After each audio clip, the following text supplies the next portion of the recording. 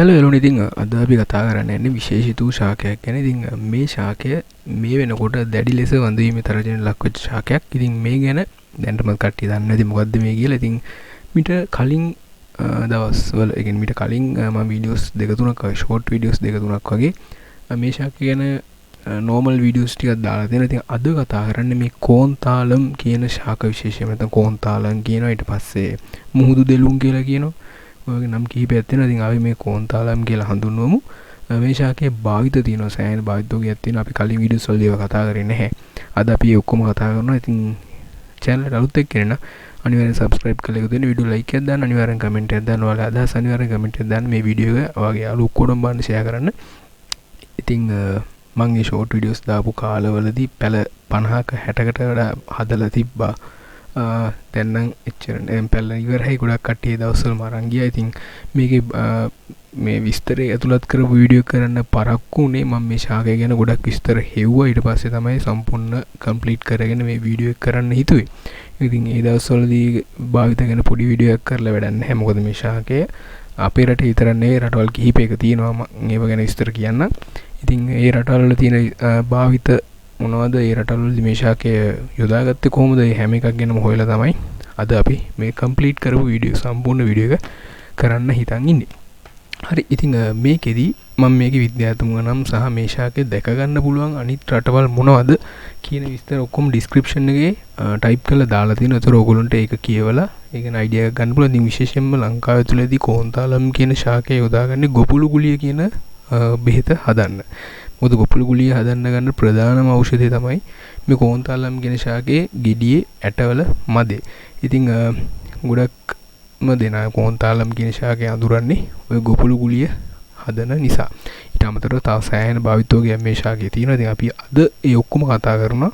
subscribe කරලා එකතු වෙන්න. ඉතින් මෙතනදී මේ කෝන්තාලම් කියන ශාකයේ විද්‍යාත්මක නම මම දාන්නම්. ඉතින් ඊට අමතරව මේ පවුලේ යන තව ශාකයක් තියෙනවා, මුට්ටි කඩොල් කියලා. සමහරක් අය කෝන්තාලම් සහ මුට්ටි කඩොල් දෙකම එක ශාකයක් කියලා කියනවා. නැහැ, එතන වර්ග දෙකක් තියෙන්නේ. ඉතින් කෝන්තාලම් කියන එක දැඩි ලෙස වඳවීමේ තර්ජනයට ලක් වෙච්ච ශාකයක්. මුට්ටි කඩොල් කියන එක වඳවීමේ තර්ජනයට ලක් වෙච්ච ශාකයක්. දෙක වෙනස්. මතක තියාගන්න. අරක ඒ කියන්නේ කෝන්තාලම් කියන එක දැඩි ලෙස වඳවීමේ තර්ජනයට ලක් වෙච්ච ශාකයක්. දැඩි ලෙස වඳවීමේ තර්ජනයට අරක වඳවීමේ තර්ජනයට ලක්ව ඇති ශාකයක්. අරක තමයි ගොඩක්ම රෙයා වෙන්නේ. කෝන්තාලම් කියන ශාකය මුට්ටි කඩොල් එක තරමක් දුර්ලභයි තමයි. ඒනට ඊට වඩා දුර්ලභයි මේ කෝන්තාලම් කියන ශාකය. හැබැයි සමහරක් අය හිතන් ඉන්නවා මේක ලංකාවේ විතරයි තියෙන්නේ කියලා. නැහැ, මේක රටවල් ගොඩක තියෙනවා. විශේෂයෙන් ගත්තොත් රටවල් 4-5ක ඊට වැඩි ප්‍රමාණයක තියෙනවා මට මතක හැටියට. මම ඒ විස්තරය ටයිප් කරලා ඩිස්ක්‍රිප්ෂන් එකේ දාලා දෙන්නම්. ඔයාලට ඒක කියවලා අයිඩියා එකක් ගන්න පුළුවන්. හරි. ඉතින් මෙතනදී මේ කෝන්තාලම් කියන ශාකයේ තව එකක් කියනුනේ. සමහරක් අයට ඕනි නම් ගොපුළු ගුලිය හදන වට්ටෝරුව මම ඒකත් ටයිප් කරලා ඩිස්ක්‍රිප්ෂන් එකේ දාලා තියන්නම් සම්පූර්ණ විස්තරේ. ඒකත් කියවලා බලලා එතකොට ඔයගොල්ලෝ ගොපුළු ගුලිය වට්ටෝරුව සම්බන්ධයෙන් යම් අදහසක් අරගන්න පුළුවන්. ඩිස්ක්‍රිප්ෂන් එකේ මම ඒක දාලා තියන්නම්. ඉතින් මම ඒක මෙතනදී කියන්නේ නැහැ. ඒක ලොකු දිග වට්ටෝරුවක්. ඒක කියන්නේ ගිහිල්ලා පුරුට වෙලාව මේව ගන්න අවශ්‍ය නැති හින්දා මම ඒක ටයිප් කරලා ඩිස්ක්‍රිප්ෂන් එකේ දාලා තියන්නම්. ඒක බලලා ඔයගොල්ලන්ට ඒක ගැන අයිඩියා එකක් ගන්න පුළුවන්. හරි. ඉතින් මේ කෝන්තාලම් කියන ශාකය ගත්තොත් එම අතිසාරයට මේක දේශීය භාවිතයක් තියෙනවා, විදේශීය භාවිතයක් තියෙනවා. දෙකම එකට එකතු කරලා තමයි මම මේ වීඩියෝ එක කරන්නේ. අපේ රටේ වගේම අනිත් රටවල් වලදී මේ ශාකයේ භාවිත කරපු අවස්ථා ගොඩක් තියෙනවා. ඔක්කොම එකට දාලා අපි මේ වීඩියෝ කරන් යන්න. හරි. ඉතින් කෝන්තාලම් කියන ශාකය ගත්තොත් එම අතිසාරය, ඒ වගේම පාචනය, වෙනත් ආකාරයේ උදර ගැටලු, කියන්නේ උදරයේ ඇතිවන වෙනත් ආකාරයේ ගැටලු සඳහා ප්‍රතිකාර කරන්න මේ කෝන්තාලම් කියන ශාකයේ කොටස් යොදාගෙන බෙහෙත් කරන අවස්ථාවල් තියෙනවා. ඊට අමතරව කෝන් දෙක එක්කම කෂේරුකාව ආශ්‍රිතව ඇතිවන විවිධ රෝග අවස්ථා, කෂේරුකාව ඇතිවන විවිධ රෝග අවස්ථාවල් තියෙනවා. ඒ අවස්ථා හැම එකකටම ප්‍රතිකාර ගන්න මේ කෝන්තාලම් කියන ශාකය යොදා ගන්නවා. ඒ වගේම කෂේරුකාවේ දැවිල්ලක් වගේ ඇති වෙන අවස්ථාවල් තියෙනවා. ඒ වගේ අවස්ථාවල්දීත් මේ ශාකය යොදාගෙන බෙහෙත් කරන අවස්ථාවල් තියෙනවා. ඊට අමතරව ගත්තොත් මේ කෝන්තාලම් කියන ශාකයේ පොත්තේ කහට ගතිය වැඩි. පොඩි කහතක කියන්නේ අනිත් ශාක වලට වඩා ගත්තොත් එම කෝන්තාලම් කියන ශාකයේ පොත්තේ කහට ගතිය ටිකක් වැඩි. ඒ හින්දා මේක අතිසාරයේ පාචනය, ඒ වගේම උදර ගැටලු වලට එම් ප්‍රතිකාර ගන්න අවස්ථානුකූලව යොදා ගන්න වෙලාවල් තියෙනවා. කියන්නේ අපිට හිතුමතේ මේව පාවිච්චි කරන්න බෑ. අනිවාර්යයෙන් වෛද්‍ය උපදෙස් මත, දේශීය වෛද්‍යවරයෙක්ගේ උපදෙස් මත තමයි පාවිච්චි කරන්න ඕනේ. ඒ වගේම ගත්තොත් එම අත් බෙහෙත් විදිහට සාමාන්‍යව පිටිපස්ස කොන්ද සහ කියන්නේ අපේ කොන්ද සහ පිටිපස ප්‍රදේශය ඒ තියෙන සම්පූර්ණ ප්‍රදේශය ආශ්‍රිතවම ඇති වෙන සමහරක් වෙලාවලට වේදනා ඇති වෙන අවස්ථාවල් තියෙනවා. සහ කශේරුකාවේ දැවිල්ල අර මම කලින් කියපු කශේරුකා වගේ ඒ වගේ දැවිල්ලක් වගේ රෝග අවස්ථාවල් සමනය කරන්න මේ ශාකේ පොත්ත අරගෙන ඒක රත් කරලා ඒ අවස්ථා ඒ තැන් රිදෙන තැන් වල තිබීමක් ඒ තැවීමක් හෝ තිබීමක් කියන්නේ අපි ගත්තොත් පොට්ටනියකට මේ ශාකේ පොතු අරගෙන ඒක පොට්ටනියකට බැඳලා රත් කරලා තවනවා. එහෙම නැත්නම් පොත්ත විතරක් කියන පොට්ටනිය බඳින්න නැතුව පොතු ටික අරගෙන වෙනම රත් කරලා ඒ රිදෙන තැන් වල තියලා වෙලුමක් කරනවා වගේ අන්න ඒ වගේ අවස්ථාවක් ඒ වගේ විදිහට තමයි ඒ වගේ අවස්ථාවල දෙකින් අත්බෙහෙතක් වගේ කරන්නේ. ඒ කියන්නේ කොන්දේ වේදනාවල් සහ පිටුපස ප්‍රදේශයේ ඒ ඇතිවන වේදනාවල් ඒතර කශේරුකාවේ දැවිල්ල වගේ තියෙන අවස්ථාවලට අත්බෙහෙතක් විදිහට මේ ශාකේ පොත්ත රත් කරලා ඒ අවස්ථාවල ඒ තියෙන අවස්ථා තැන්වල තියෙන තිබීමක් සිදු කරනවා. කියන්නේ මම කිව්වා වගේ පොට්ටනියක බැඳලා තැවීමක් හෝ රත් කරපු පොතු අරගෙන ඒ තියෙන තැන්වල තියලා වෙලීමක් වගේ තමයි සිදු කරන්නේ. ඒක අත්බෙහෙතක් විදිහට යන එකක්. ශරීරයෙන් බාහිරව අභ්‍යන්තරව නෙවෙයි.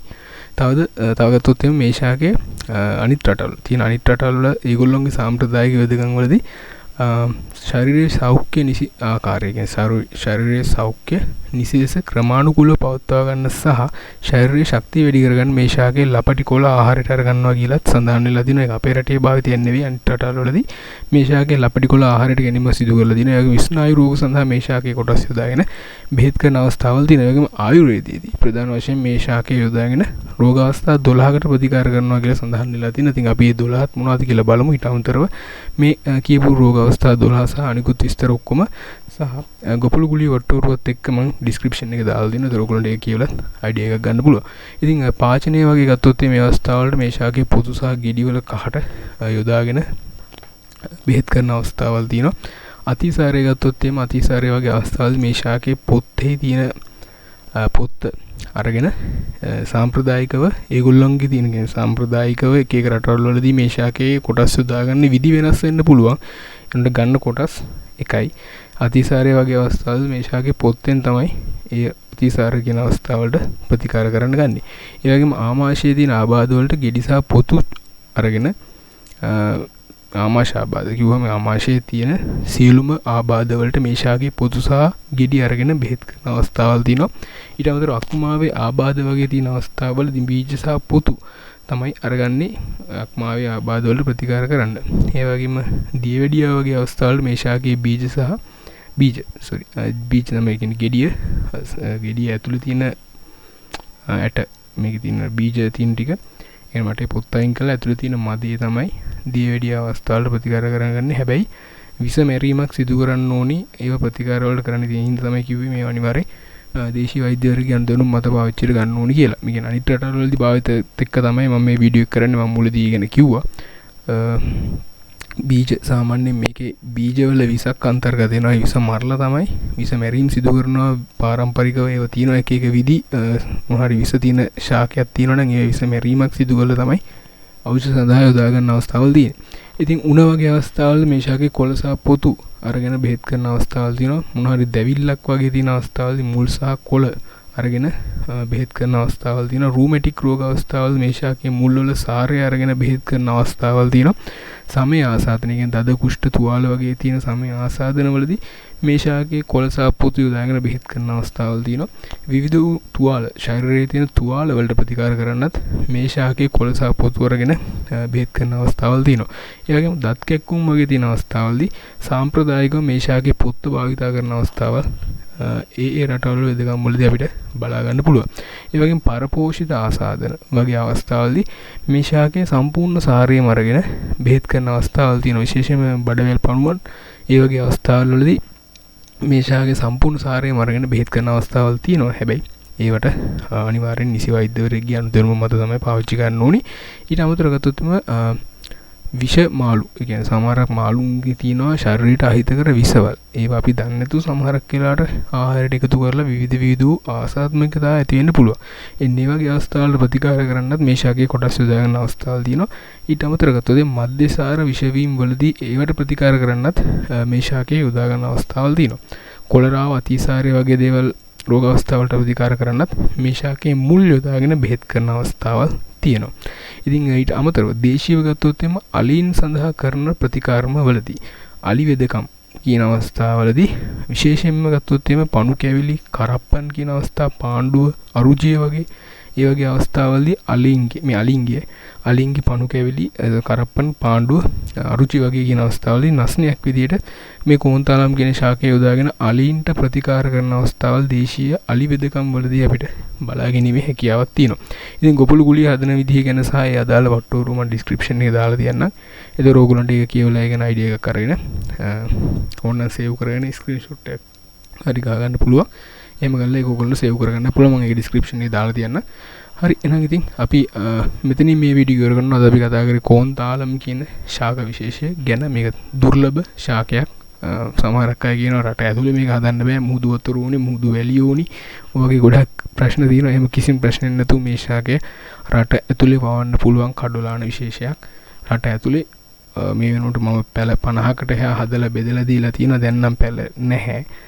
කලින් වීඩියෝස් කරන කාලවලදී පැල කට්ටිය ඇවිල්ලා අරන් ගියා. ඉතින් දැන් නැහැ. ආයි හම්බෙන දවසක අපි බලමු පැල ටිකක් හදලා මම ඒක දැනුම් දෙන්නම්. ඉතින් පැල 50කට වැඩි ප්‍රමාණයක් මේ වෙනකොට මාත් රට පුරා බෙදලා දීලා තියෙනවා. හරි ඉතින් මේක රට ඇතුලේ කිසිම ප්‍රශ්නයක් නැතුව හදන්න පුළුවන් ශාකයක්. ලුණු වතුර, ලුණු පස්, ලුණු මිශ්‍ර පස් කිසි දෙයක් අවශ්‍ය නැහැ. හරි එහෙනම් ඉතින් අපි අලුත් වීඩියෝ එකක් මම හම්බෙමු. ඔයාලා channel එක subscribe කරලා තියන්න, වීඩියෝ like එක දාන්න, comment එකක් දාන්න, share කරන්න. අපි ඉක්මනින්ම එන අලුත් වීඩියෝ එකකින් හම්බෙමු.